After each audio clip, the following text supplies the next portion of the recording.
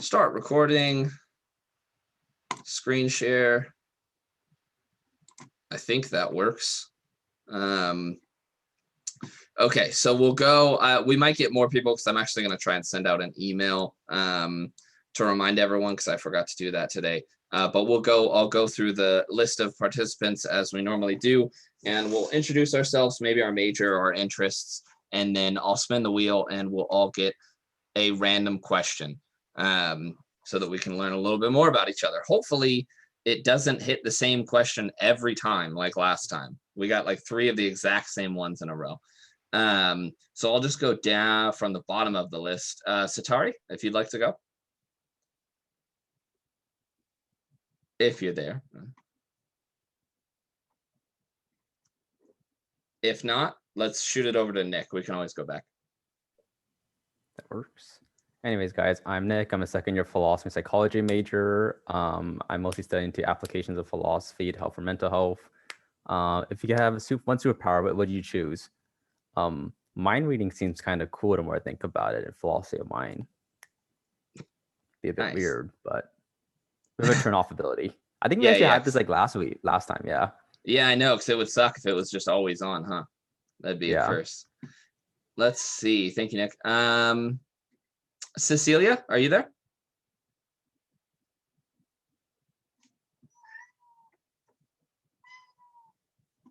Not right now.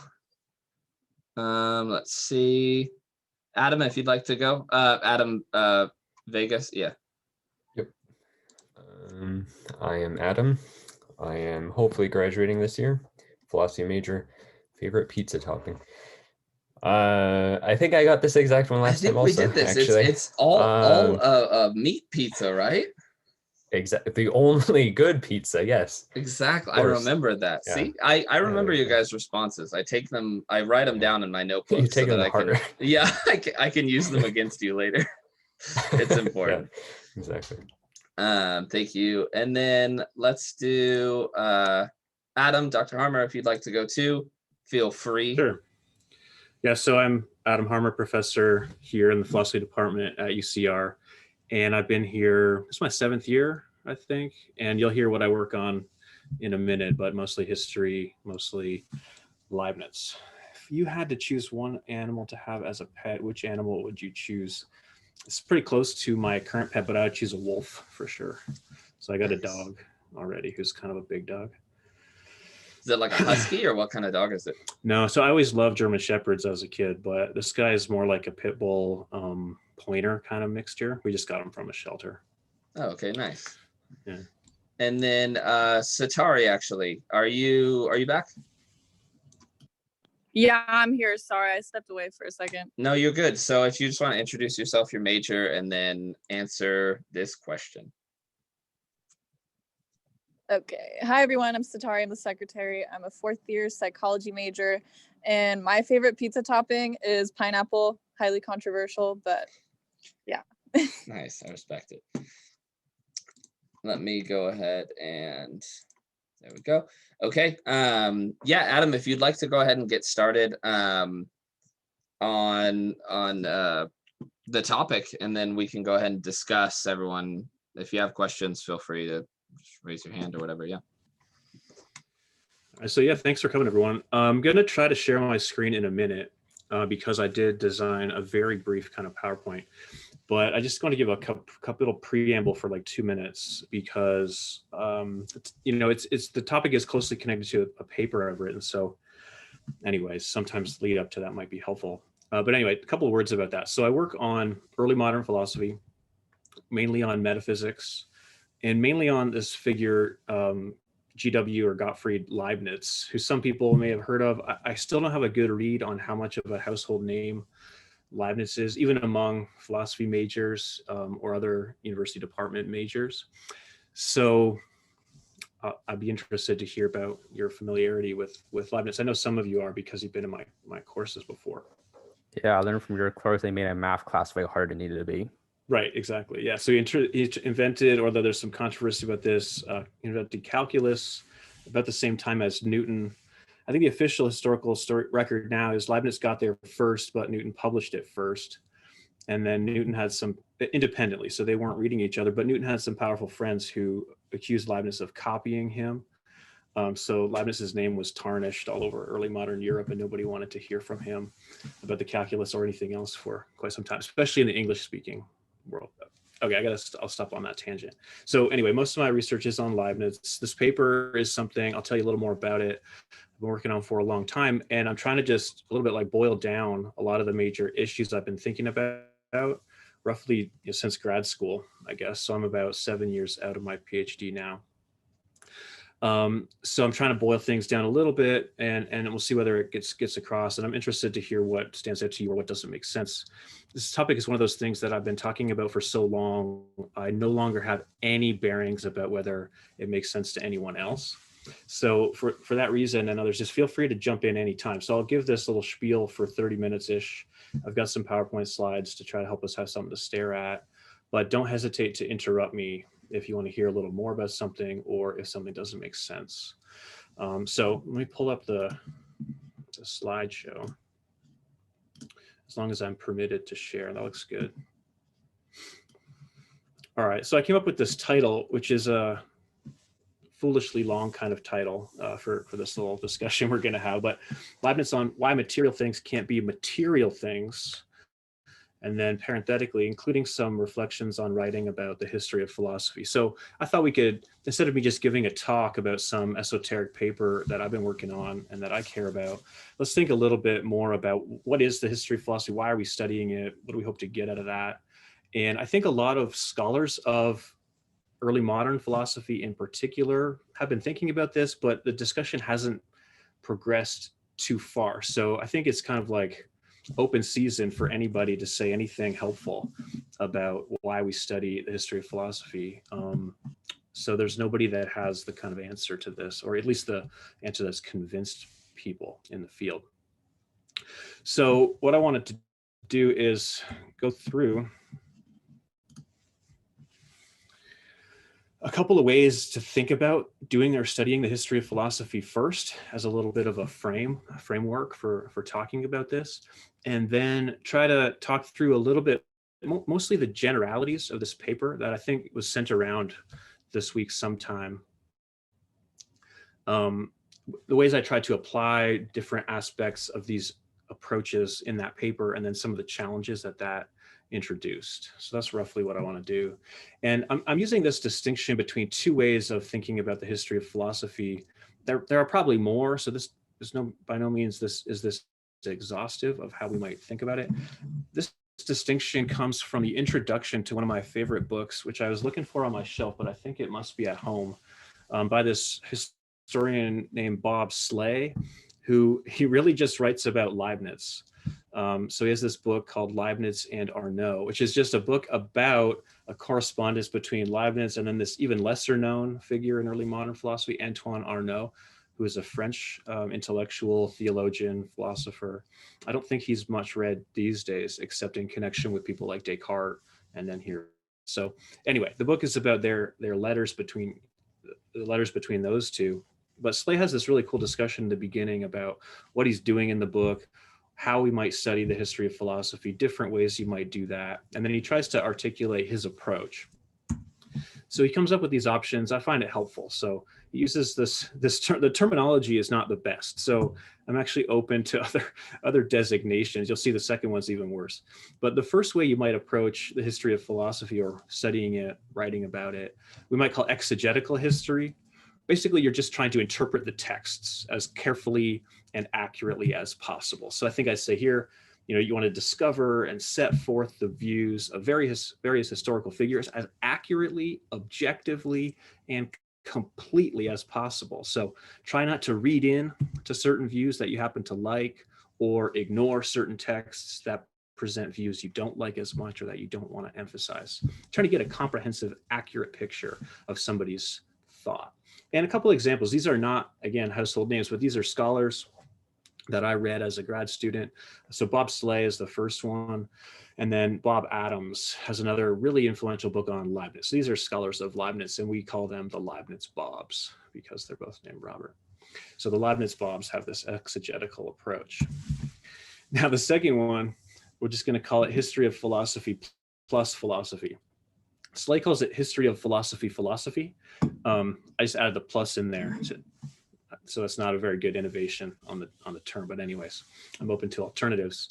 But the idea here is more that you want to find in various historical figures some ideas that might be fruitful for building solutions to problems that you care about, right? So you want to find these ideas for solutions to interesting or still relevant philosophical problems. Another way to put it, this is the way Jonathan Bennett puts it, you want to discuss a philosophical problem in the company of various historical figures. So you kind of take them as a conversation partner or an interlocutor, and then use their ideas to think through something that you want to figure out. And a couple of names, these are again, early modern historians. So Benson Mates has a really influential book on Leibniz that became suddenly very unpopular because of this methodology that Mates was using. So, and Jonathan Bennett is really, he's really well known for this website called earlymoderntexts.com, where he's translated all kinds of early modern texts written typically either in French or Latin, but he translates them with a lot of flexibility. So he just wants to make them readable to a contemporary English reader. He's also not as worried about accuracy in the translation. He just wants to make it sound nicer or make it clearer. So there's a lot of controversy among early modern scholars about whether that's a legitimate thing to do or whether you're just like misrepresenting these philosophers or kind of ruining their texts by taking such liberties. So Mates and Bennett have this other kind of approach, but that approach was popular. I mean, I don't even know when in terms of decades, but more like, let's say later 20th century. But in the last 20 years or 30 years, it's sort of fallen out of favor. So I think part of the reason very few people read Benson Mates' book on Leibniz anymore is that he's trying to do philosophy in that book. And he's using Leibniz as a kind of source of inspiration or ideas for that project. And people think, well, and you're just not talking about Leibniz anymore. Okay. However, you might think some more interesting philosophy comes out of that than if you were just talking about Leibniz and nothing else. So broadly, those are the two approaches. My question over the past, 10, 15 years is, is there some way to do both of these things? Because both seem to have merits. One without the other seems like at least you're going to have some arguments about the value of such a restricted kind of project. Some people might like it, some people might not. Is there some way to integrate the virtues of both of these approaches in such a way that you get something nice at the end? Okay, so that's the kind of frame for thinking about this paper. Now I'll try to be I'll try not to be too long-winded. So the paper, as you can tell if you looked at it when I sent it around, it's pretty long. So I think it's about 25 pages. It's one of the longer papers that I've been able to publish. A lot of journals don't like long papers. This one kind of got through anyway. But part of the reason for that is because I'm trying to do too many things in it, or at least lots of things. But the basic focus of the paper is looking at Leibniz and his argument against a certain conception of material things or just matter, kind of broadly put, that was dominant in the early modern period. And that conception is really Descartes' conception. So Descartes had this really influential characterization of matter or material substance or material thing, according to which the nature of matter just is extension. And extension is now the kind of technical term, but the basic idea is just matter is whatever takes up space. It has dimensions, length, breadth, and depth. So it's a very geometrical characteristic. And one of the really powerful aspects of Descartes' suggestion is that if you make the nature of the material world geometrical, now you could just apply the methods of geometry or mathematics to characterize, describe, calculate about how the world is. So that was one of the big virtues of Descartes' suggestion that got a lot of people's attention. But one of the problems, or at least one of the limitations, is that matter turns out to be this completely passive thing. It's just this inert extension. It's kind of just sitting there taking up space. It's capable of moving, but it doesn't seem capable of originating motion or of acting. Right? It can't really be an agent on its own. And broadly, other early moderns agreed with Descartes, but some of them wanted to supplement this idea such that it included something like solidity or impenetrability, right? You want this idea that if you're a material thing, something else can't occupy the same place as you without some difficulty, right? It has to like push you out of the way first. So this provides a way to distinguish matter from space. For Descartes, space is material substance just as much as the table in front of you is. So there's not really any important distinction there. But also for these other early moderns, matter is still completely passive, capable of moving, but not of originating motion. And that's the conception that Leibniz is inheriting and trying to think about. And although Leibniz sees the power of this for applying mathematical tools to the study of nature, he thinks, that is, Leibniz thinks, philosophically, we're going to run into trouble here. Okay, this notion of matter isn't really going to stand up to scrutiny. So I have a couple of these little reflections along the way. I won't dwell on them too much because maybe we'll have some time to talk about this in the discussion later. But one thing that's important, at least for me, to keep in mind is, it's not always straightforward to understand historical usage of familiar concepts. And it's really important to resist this inclination to read our understanding into their usage. So when you see a term like matter or material thing, it's really difficult not to bring a lot of baggage with that term in terms of how physicists today talk about matter, or what we learned in like high school physics or chemistry classes about what matter is. And so one of the things about doing history of philosophy is in some ways you have to treat their technical terminology as if it's a foreign language that you don't know yet. So you have to really treat, for example, here the term material as if you don't know what it means. And then you have to elicit the meaning from the things that these philosophers say about it. Otherwise, you're going to be bringing in a lot of baggage. And just as an aside, this is one of the reasons why these exegetical historian types are a little suspicious of the history of philosophy plus philosophy approach, because they think, well, sure, you can do philosophy and you can talk to Leibniz about it, but you might not be speaking the same technical vocabulary. And if that's true, you're just going to be talking past each other. You're not going to derive any helpful things from Leibniz whatsoever. All right. So this is Leibniz's argument against this very powerful, influential conception of matter or material substance. It's really just three premises and an inference. And I don't know whether this is something I should be proud of or embarrassed about, but I've spent like about 15 years studying this argument, more or less. And not just staring at this argument and trying to understand it, but obviously looking into what the premises might mean, how Leibniz might support them, how other figures in this period might have either accepted or rejected these premises and why, and so on. So we'll see a little bit about that today. But that's the most concise version of this argument that I can formulate. And let me just read it quickly. So is this idea: matter is a plurality of parts to infinity. That's the premise that the paper focuses on. So we'll say more about it later. But the idea is basically, if matter is just extended, well, we all know from like basic math that extension is infinitely divisible. You can just kind of keep chopping it in half forever. So it seems like matter ends up being this infinitely divisible plurality of parts. All right, and then the second thing Leibniz thinks is, well, once you have a plurality of parts, you can't put them back together and get a true being. Okay. Whenever you put them back together, you just end up with many beings, and you can't actually find the right kind of like metaphysical glue or something like that to stick them together and get a true being. A true being, for Leibniz in the next premise, must be a true unity. So it has to be something that's truly one being. But as soon as you have a bunch of parts, you have many beings, you can't make them into one being, so you're kind of stuck. Therefore, he thinks matter isn't a substance. It's not a true entity. It's not a true being. It's not a thing. Okay, so that's the most concise version of that argument that I can come up with.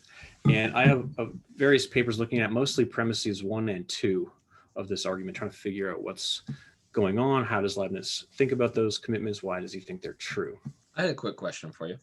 Yeah, jump in. I wanted, so I'm currently even in a class with Dr. Graham right now with Descartes. Yeah. And something that Descartes has brought forth are I'm sure people here have heard of, his argument with wax, right? And That's properties right, yeah. that are accidental versus necessary. Is this kind of in a way, because I know Leibniz is very influenced by Descartes as well. Is this kind of similar to that? Like there are certain properties of a being, or actually a being is indivisible properties that if you even take one away, it's, or one can't be taken away without it no longer being a being or something. Right. Okay, awesome. Yeah, that's a really closely related line of thought. So you're thinking of the sort of meditation 2 stuff about how the wax seems to have all these characteristics, like a certain shape, size, texture, smell, and so on. Also seems like you can change all those or remove all those. You still have wax. So none of those are essential to the wax. So Descartes' way of thinking about it in terms of like which properties are essential is really influential. And I think one thing Leibniz is trying to do here is change the terms of the discussion a little bit. So he's not saying, oh, let's figure out which property is essential or fundamental, because sometimes when you do that, you're just at the mercy of your own conceptual scheme. Like what's a more fundamental concept than what can be removed and what can't. So Leibniz is trying to think, well, let's move beyond that and think, well, instead of thinking in terms of which properties are essential or eliminable or separable or so on, let's think where these properties come from. And so he might say something like, well, any property that a mass, like a material thing has, like a candle, is going to be a function of properties that its parts have. You know, so it has a certain size because it has a certain number of parts, and each part has a certain size. When you add them all together, you get the size of the whole candle. Or if it has a certain texture, you know, he's going to say, well, that's because the parts of the wax are moving in certain ways with respect to each other, such that they interact with our perceptual systems like that, right? If they're moving differently, then you get the experience of touching like a puddle of hot wax instead of the candle or something like that. So I'm just trying to think, well, let's analyze where those properties are come from, what they're based on. And he thinks you have to understand them in terms of the parts. And now you get into this problem he wants to point at, because the parts of matter kind of go on forever. So you might take the candle and chop it into like 2 bits and say, well, the size is a function of the size of each half, but each half is divisible too. So you can chop that up again. And now the size of each half is a function of each of its parts, and so on forever. And so Leibniz is trying to argue that effectively you get no basic unit in the material world that would give you a way to explain these like macro level qualities that material things seem to have. So I think, I mean, we could talk about this a lot more, so maybe I won't continue on that trajectory for now, and then we can circle back, because this is a really important part of Leibniz's picture. And there's a debate about that he has with this other Cartesian thinker named de Volder, who he's writing letters with. And I quote some of that in the paper. And de Volder has this really kind of Cartesian idea, which is, well, you need to figure out what's suited to be the nature of a substance. What quality is the most basic quality? And he thinks it's going to be extension. And there Leibniz tries to take de Volder on his own terms and say, well, even extension can't be basic because it presupposes something that is extended or something that is spread out in space. And so even on Descartes' own terms, extension isn't going to be the right kind of quality to be the essence of a substance. Anyway, so we can talk about that. I said I wouldn't, and then I did anyways, but I'll just cut myself off there. We can circle back. So yeah, I think that he's definitely very much thinking about what is essential to matter and what is inessential. And it's going to turn out for Leibniz that the key idea for any kind of substance is that the essential feature is unity, or being a single thing, and everything else can go. It turns out that matter can't meet that condition. So matter can't meet this very basic condition of being a single thing or being one thing. So for that reason, it's out. Yeah, thanks for that. We could spend a lot more time talking about. That's the kind of stuff I get like stay up at night thinking about to myself, I guess. Okay, so there's the argument. Now, the effort in the paper I sent around is, well, let's try to figure out how that argument stands up to certain objections. And in particular, there's a really strong objection coming from a type of monist position. So I got a little bit about monism. So there are all kinds of different varieties of monism. So I kind of take 3 different ways of talking about monism, and I put them in this little cascading chart. So the first very broad kind is just to say, well, there's just only one substance or one type of substance. So you can be like a type monist or what we call a token monist, right? So there's either only one thing, period, or there's one type of thing. So if you're a kind of materialist and you just think Well, there's no immaterial substances like souls and etc. There's only one type of substance, namely matter. Then you're a sort of monist. That's like a type monist. But the names listed here, Parmenides and Spinoza, have this stronger version where they just want to argue there's just only one substance, period, or one thing, period. And their reasons are a little bit different, although there are some scholars who want to say they're basically offering the same kind of argument. And I'll plug them. So Michael Della Rocca at Yale has this really interesting read on Spinoza, according to which Spinoza is just Parmenides, kind of reborn. So if you have a chance to look at Michael Della Rocca's work, it's pretty interesting. Anyway, Parmenides has this reason because he basically thinks change is impossible because non-being can't be spoken or described in any way. And so you end up with just pure oneness, undifferentiated oneness. Okay, you get to the early moderns and you get a spin on monism that you might call material monism. So here you just ignore the realm of minds or souls or immaterial things and just focus on the material world. And then you say, well, all the matter in the material world is a single substance. So really there's just one material thing. And some scholars actually think Descartes has this view. So there's an interesting debate in the literature, if you care about that, where people are trying to argue on an interpretive textual basis. Well, Descartes just thinks there's only one material thing. And then de Volder is this kind of Cartesian sympathizer who Leibniz ends up talking to. And de Volder seems to have this view pretty explicitly. So those are historical views. Now let's turn to more contemporary discussions. There's a view that people have defended that they call priority monism. And here the claim is that the whole material world is ontologically prior to its parts. And that's a kind of, you have to spell out what you mean by that. But basically they mean that the parts depend on the whole world. Okay, so the parts can't be there. The individual material things like, say, you and me, if we're just material things or tables, chairs, etc., they can't exist unless the entire physical world exists. And now you might think that that's wrong because you might think the whole world is just built up from these individual parts. They think, no, it's the other way around. You start with the whole thing and then you kind of chop up the individuals out of the whole. So there's a couple of influential versions of this. There's one by Terry Horgan and Partridge, and then there's this one by Jonathan Schaffer. Anyway, I'm just putting names up there so you know that I have something I'm talking about. I'm not just making it up. But here's a little bit of a reflection about this because I'm interested in this whole range of monisms. But it's not straightforward to identify similarities between versions of a philosophical view across this whole history.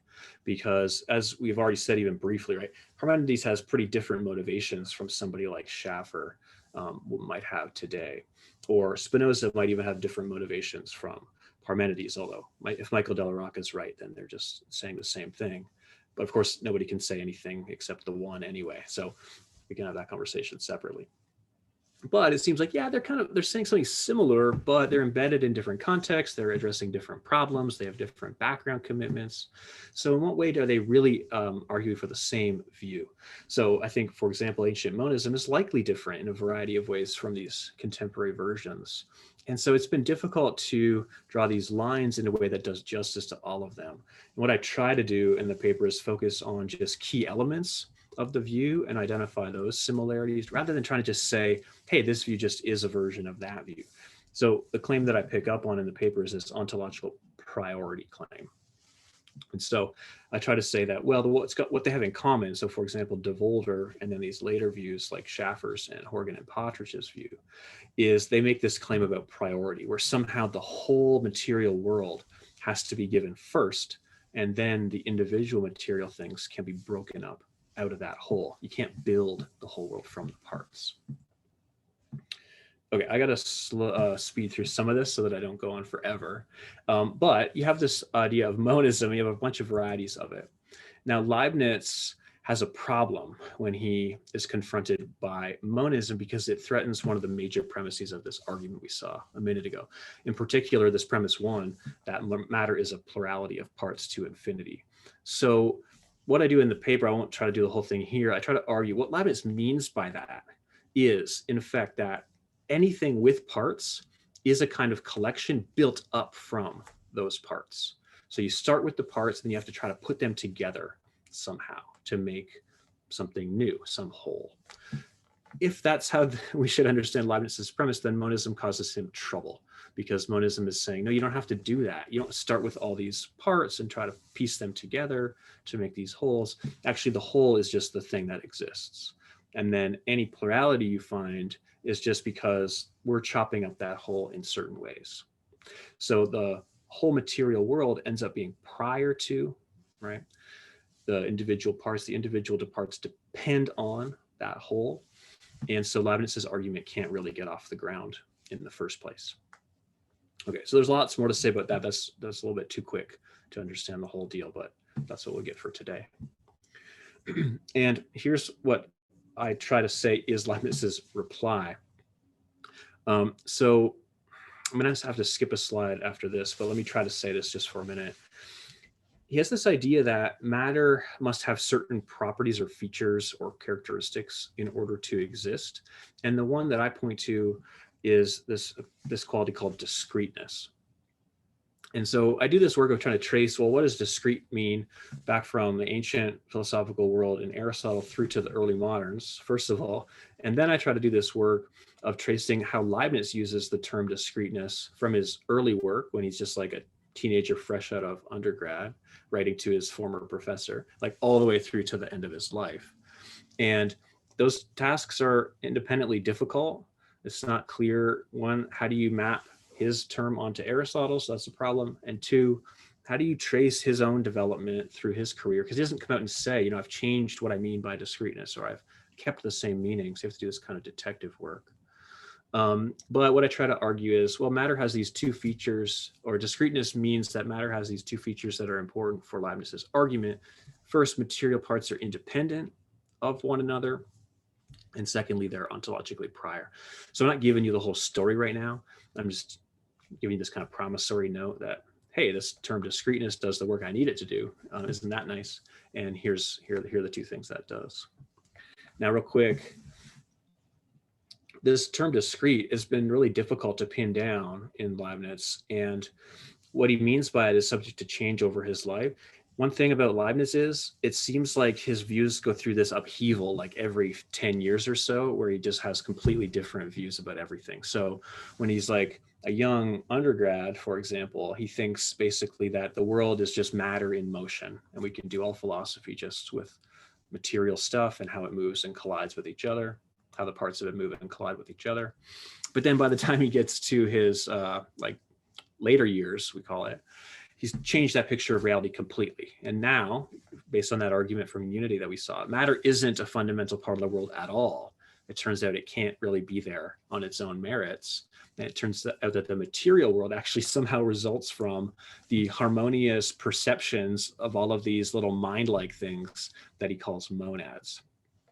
So I'm happy to talk about what that view is later, but just the point for now is that he totally changes his metaphysics around. Like he really turns it on its head, in effect. So in his early years, it's like, oh, there's just matter. And then basically by the end, it's just, oh, there's just minds. And so it's like, how do you translate a philosophical term he was using in this early metaphysics into the late metaphysics? Like all the background commitments have changed. How could he possibly mean the same thing? And so I ran into a lot of resistance from people who'd been working on Leibniz saying, well, he means something completely different in this later stuff because look at everything's changed. How can he possibly? So I had to try to trace it through in a way to convince people. So I think it's the same, roughly, meaning all the way through. Okay. So I'm not going to go through all the details of this because I want to wrap up in time to talk to you. But here's what happened. So I'd written this paper, and then the referees at this journal got their hands on it, and they're like, oh, this is really nice, the work you did to point to discreteness. That's helpful. But doesn't that just push the buck down further to this actually harder question, which is like, why does the discreteness of matter require, in this case, the determinateness of existence in order to do the work it needs to do? So I made this case that the reason that discreteness comes to the rescue, saves the plurality of matter, shows that matter has independent parts, has parts that are ontologically prior. I connected it to this idea of determinateness. I won't go into the details now, but then the people reading the paper were like, I want to know why determinateness should be the case. Why is this new claim any more convincing than the old claim? Aren't you just taking something that was already hard to understand and then resting it on an even more complicated, controversial claim? So what's going on there?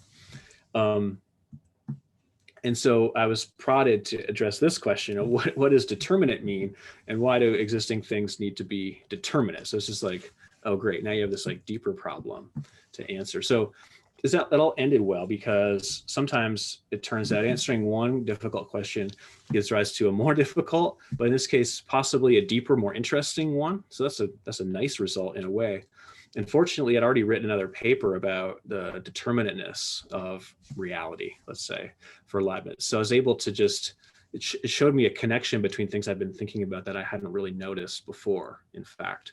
And then I was able to take some of that material I've been working on in a separate project and integrate it with this paper that you have that I sent around. So that entire section, if you looked at it, even if you didn't read it all, there's a section about the so-called determinateness thesis, or to exist is to be determinate.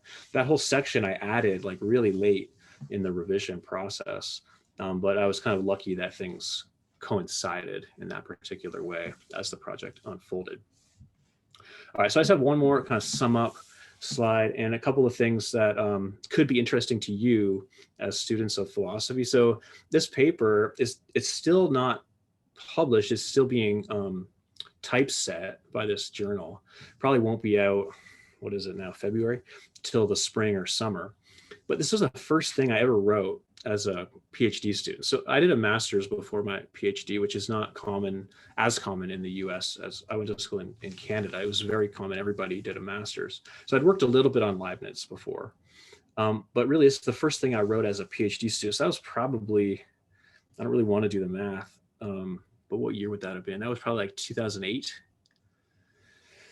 So count how many years that is from now. But this is like the last thing of the entire, my entire dissertation project that I got published. So I just put that there because it's like sometimes something just has to like percolate for that long until you can kind of see what's actually going on with the topic that you've been thinking about for so long.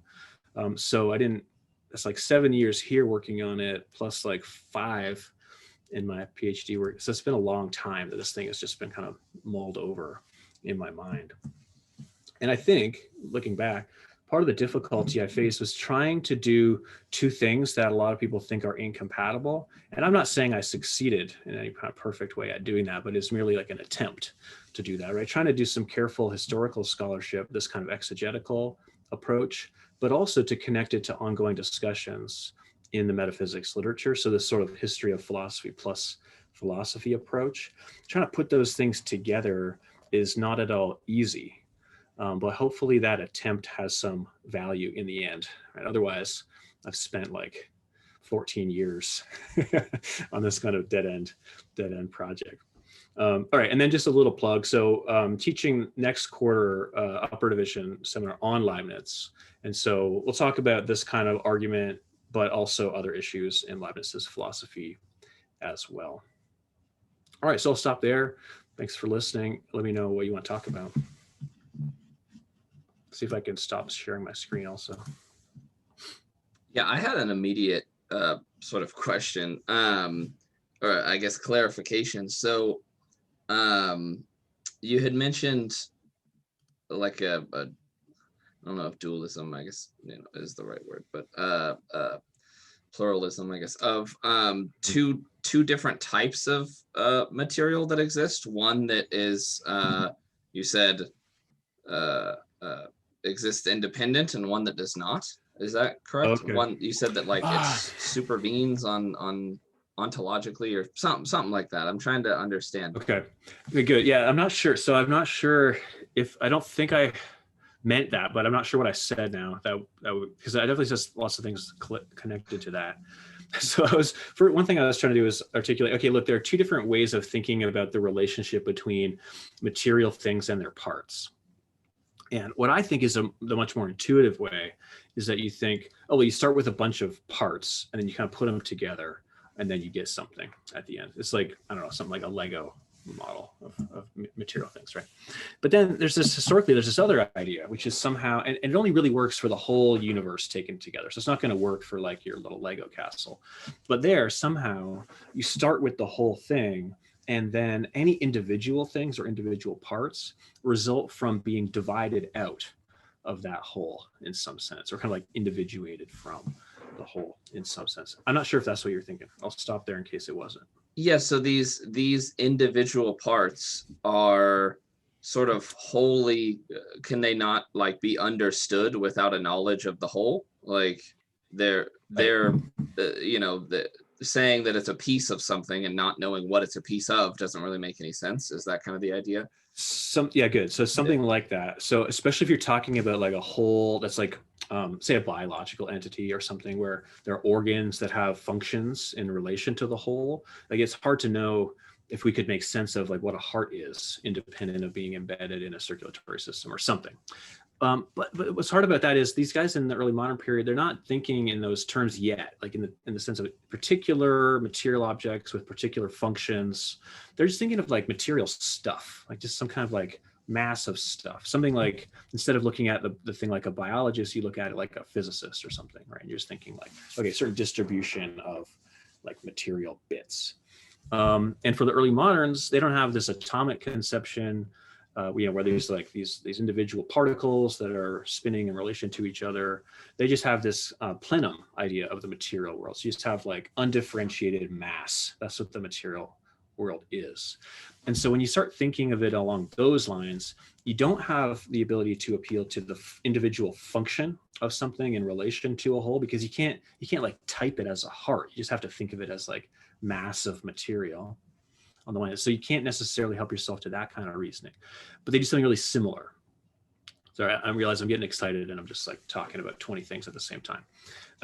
They do something really similar because they say, well, what you told me then is that the nature of this region of the world, that we maybe think of it as a heart in another point of view, has exactly the same nature as every other region of the rest of the world. There's no way that you can differentiate it at the level of just thinking of it as material stuff.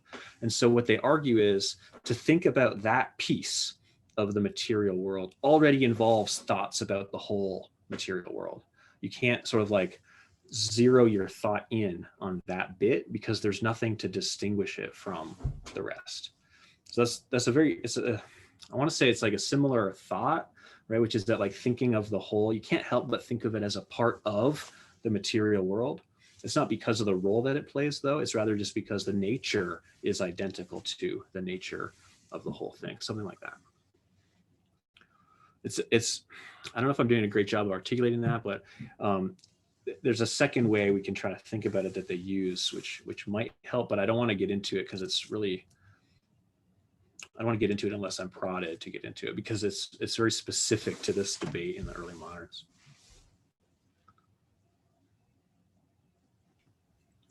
I have two questions, Professor. Yeah. The first one being much more important, and hopefully I'll pose it as neutrally as possible. Being a Canadian, do you use the British plural of Lego or the correct plural, which is Legos? Absolutely. I've never used the plural Legos, but maybe I should. It's a shame.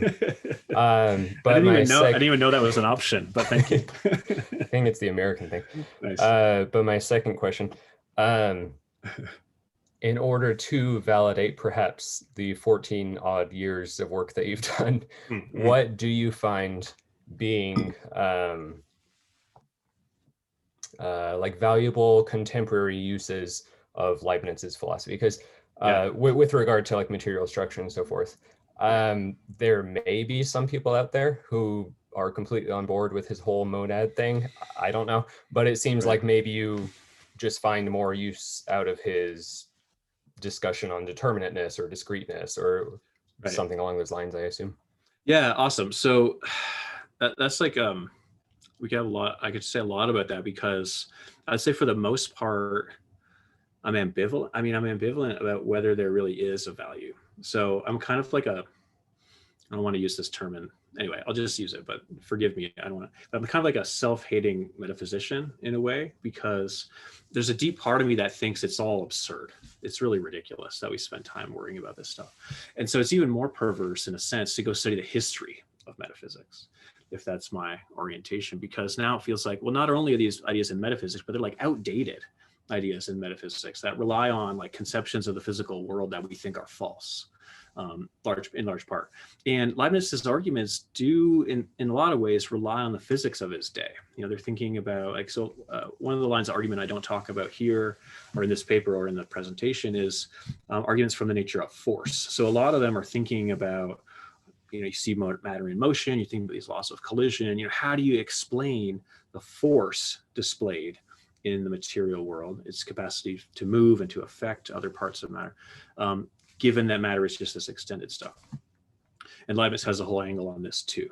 But a lot of that has to do with thinking of the material world as a plenum, as like this kind of non-atomistic theory, this like gunky, the way the metaphysics talks about it today, gunky material world that just have parts within parts to infinity. That's not our picture anymore. You know, we have this like atom void kind of picture broadly. There's much more discrete, to use the term in not a technical way, internal structure within the material world than someone like Leibniz thinks, because there are these subatomic particles with certain natures and certain ways they interact and so on. Okay, so that's just talking about why I'm not even sure what to make of the value of the project, right? Okay, but I think a couple of things keep me going. I mean, one is, yeah, I think that the very general kind of metaphysical categories and the way Leibniz thinks about those could be still relevant. So, I mean, this is one of those questions. I can't give a disclaimer for everything I say, so I'm just going to stop. But it's one of those questions, right? It's like, I really want to know, like, do fundamental things have to be determinate, or could there be some indeterminacy at the fundamental level? And like in some kind of loose sense, that's connected to questions in quantum mechanics and so on, about how the world is at the fundamental level.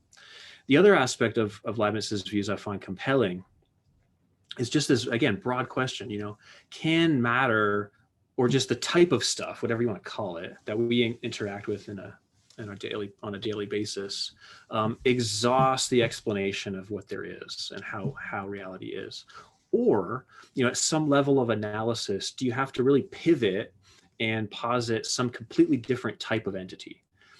And the way that I tend to think about that is, you know, the string theorist is someone who says, you know, you can only get so far analyzing the way that the physical world is within a certain paradigm or framework. And at some point you have to really pivot to posit this, like the nature of this underlying reality that is, maybe it's not as different as matter and mind differ, but it's sort of a different type of entity in a certain sense, that such that the explanation for, you know, why certain vibrations of these one-dimensional strings or whatever, my knowledge of string theory is fairly impoverished, so don't hold me to any of this.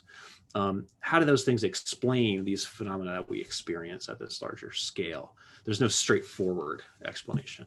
And so that part of Leibniz I sort of find compelling. You know, he wants to posit these monads, and you rightly suggest that not a lot of people endorse the existence of monads as the solution to these kinds of problems. Although every few years there's somebody on my Leibniz mailing list that suggests, you know, we just need to try to solve all the problems by talking about monads, and then nobody really replies. So it happens. But yeah, anyway, that's I'm trying to make fun of myself in a little bit, but yeah, I think that there are still something of value to be found in these like more general kind of moves that Leibniz wants to make about how certain how that, like, the explanatory project can go, how you might theorize some underlying nature that's not directly connected to the nature of what we experience day to day. That's the best I got for today. But yeah, I think it's an open and ongoing kind of question. Yeah, thanks for that. I had another quick question too. Some quick Google searches let me know Leibniz around the time he was alive in the 1700s, And then I looked up when atoms were discovered in the 1800s. And Leibniz has incredible hair, by the way. But unfortunately, it's a wig. But yeah. But I like the style. Is there any, like, could it be seen as really correct that how people often relate Leibniz, his monads, his windowless monads with atoms? They usually say, well, it's, because they're these units that cannot be split up. They're the smallest I guess you could say smallest possible unit, at least that we know of. I'm sure we'll find more. But is there, could it be said, rightly, that those two things are sort of correlated? They're the same thing that they're talking about, just hundreds of years later. Yeah, awesome. So this is one of those questions about the correspondence of these terms, right? So like maybe someone has a philosophical term here, on the one hand, so this is really interesting, because on the one hand, Leibniz could say, I reject atomism. And then you could say, I endorse monad, right? Monads. And then later someone could say, I endorse atomism. Like, could it be that they actually mean what Leibniz meant when he said, I endorse monads, right? It could be. And then also when Leibniz is rejecting atomism, maybe he's also agreeing with this person who's later saying, yeah, atomism. So those are really important things to try to figure out. And here's the way that I think about it. I think broadly speaking, there's certain really important similarities between what here's one way to talk about this, a little technical, but like the intention of monad, like what it is to be a monad, even though there's differences in the extension, like which things count as monads or as atoms. So I think here's the similarities in the intention, or like the meaning, or the conditions of being such a thing. They have to be indivisible. They have to be the basic units from which everything else results. Those are really important. Leibniz thinks you just can't find those qualities in any material beings. Right? But the reason he thinks that is because he has certain background commitments about what matter is, the divisibility of matter, the sort of geometrical nature of matter, the fact that there's no empty space.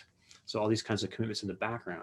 If you jettison those commitments and you just ask Leibniz, like, which things could be monads, right? Now you have a different theory of space and its relation to matter, different theory of what matter is, different theory of the divisibility and the geometrical nature. Would he accept that those things kind of meet all his conditions for being the basic unit from which everything else results?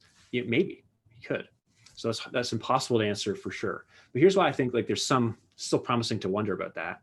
Leibniz was an atomist in his early life. So to the extent that there was atomism in the early modern period before the 19th or 18th century, as you're describing there was this sort of ancient version of atomism. There was like a rediscovery of these ancient atomists like Democritus and Leucippus, and it was Empedocles, no, not Empedocles, the hedonist. What's his name? Why am I blanking on that? Epicurus, thank you. So they get these other ancient texts that delineate certain versions of atomism that are just basically saying, certain bits of the material world can't be broken apart any further. They have certain characteristics, and their interactions explain everything that's happening at the larger scale. Leibniz is extremely compelled by that. And so he adopts that as a young person. He also tries to deal, so once he comes up against the infinite divisibility stuff about matter and the so-called like geometrical characterization that Descartes gives, he tries really hard to maintain types of atomism. And so even in some writings just before he's inventing calculus, he's talking about, how can we understand atoms to be unextended but still, or extended but still indivisible, or maybe unextended, but still divisible in certain ways. And he's talking about infinitesimals in all these fascinating ways, and different sizes of infinitesimals, even though they're all infinitely smaller than any quantity we can designate. And he's just like off to the races, thinking like, how do I fit this into my conceptual framework such that it like respects the mathematics and it does what we need to do in the physics. And so I think he would be open to those kinds of outcomes. I think like one of the main reasons he thinks there's no void, like no empty space, is because of his theology. He thinks that God wouldn't create a world with less in it when God could create a world with more in it. And so if you get that commitment out of there, it's like, what else opens up? So a lot of these commitments that are kind of running the show turn out to be constraints that are very particular to that certain time and context. And if they leave, it opens up a lot of other options and things that Leibniz might actually endorse, in fact. So I guess that's the kind of stuff that I find exciting. It's like, I like trying to understand Leibniz on his own terms, because that's just like some intellectual project. And I think history is interesting. And, maybe you get some intrinsic value from like puzzling over what this person meant and why they thought it was true. But I guess I get more excited about trying to think, to what extent are some of these claims embedded within that framework and can't be removed and exported and then included over here in our other theories? Or to what extent are some of them like these modular pieces that you can actually take out and play around with and plug them in somewhere else? And to understand that, so here's why I think I'm on my soapbox now, so I apologize, but here's why I think both the exegetical and the history of philosophy plus philosophy pieces are needed, because you can't really benefit from the views of these historical figures unless you understand how they're integrated and embedded within their particular philosophical system, such that you can figure out to what extent you can pull them out without losing certain key aspects of what that view says, right, or what that view does. And for me, at least, in order to do that, I feel like, well, I need to understand the context, where this is coming from, who someone is responding to, what the background commitments look like, what these philosophical terms mean. And you can't do that if you just pick it up and read it as if it was written in this timeless way, right? You can only do that if you figure out who wrote it, when, why, to whom, etc. So I feel like those two things need to go together. And that's kind of what Bob Slay argues in this introduction. So I don't think this is some kind of novel view that I'm articulating here, but I feel like the ability to use those ideas to solve problems depends on our ability to do the exegetical stuff properly and well.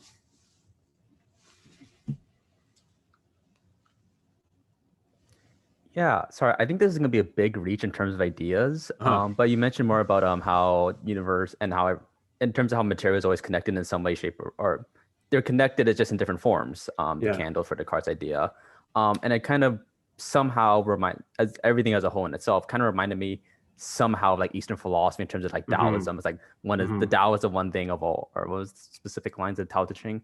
Like the Tao is the one that cannot be named, etc. It's everything. Right. And so I guess in some sense it does reach Eastern philosophy, although Eastern philosophy kind of reaches it more in a sense of a wholeness, in the sense that you are part of the world, so you matter, which is a more psychological beneficial fact of understanding. While Leibniz takes a more scientific, physical approach, which applicability wise, is more like, I guess, in the scientific world than like say the psychological world in like Eastern philosophy, which more is applied there. But in like the Western form of things, it's just more in terms of science. Do you think there's also a possible connection between the two in which they can help each other out? I guess more Leibniz in the psychology sense of things, since I guess it could bring people some sense of comfort in a way that they materially do matter in a sense as they are part of the world. Similar to Taoism in some sense, but with a better argument. Yeah, that's really great. I mean, that's great though. There's tons of stuff that we could talk about along those lines. So, I mean, I think first of all, so I don't want to overstate my case here, but there's definitely some exchange between these different parts of the world at this time, and there's a really important question about to what extent is there like kind of direct influence, or how do these ideas actually correlate with each other. So Leibniz, I mean, at the time I don't think he traveled to, say, for example, China, but he was in contact with a bunch of Jesuit missionaries who were in China and attending the courts and learning about the culture and engaging in. So I've talked to some Buddhologist friends and so on who have more knowledge about this stuff than I do, but actually engaged in the practice of reasoning and arguing. And and then, sorry, I got distracted by the chat. And then bringing that information back. And then Leibniz is kind of reading these secondhand accounts of what's going on. And he formulated all kinds of views about Chinese thought, in particular, Chinese society and culture, and all kinds of things that he then used to try to incorporate this. He was ultimately trying to construct this like total picture of reality, right? And he was at least not a chauvinist in the sense that he didn't think Europeans could just get the whole picture on their own. He thought you had to patch this together from all human societies, all human cultures all over the world. So he does have these remarks, for example, that like, the Chinese culture is light years ahead of Europeans in terms of what he calls natural theology. And as you were speaking, it occurred to me, maybe this sort of psychological emphasis you're talking about could be connected with what Leibniz talks about as natural theology, because it's kind of like something like we might call practical wisdom, right? Like just getting on with the business of living. or pursuit of happiness or something like this. Leibniz has these ideas. Some of them are misguided. So I'm not trying to say he's like a champion of like intercultural exchange. There's some issues there for sure, but he's sort of roughly open-minded, trying not to be a European chauvinist, and trying to benefit from the knowledge and traditions of other cultures. So I think Leibniz himself sees some, let's say, potential for productive exchange between these two different traditions. And he still thinks the Europeans are ahead in science and mathematics. And you did mention science in your comments. And also he happens to think in terms of revealed religion, right? Because they've got Christianity going on. So that's important for his point of view. But he still thinks you have to consolidate these pictures of the world in order to really understand what's up. And so I think Leibniz himself might agree that, okay, look, we've got this like more abstract, metaphysical, mathematical kind of angle on how the world is. But these other traditions have equally valuable but slightly different angles on how things are. And there's going to be this kind of overlap. Now, he's typically thinking about it in terms of like integrating the Chinese tradition into the European one to benefit Europe, right?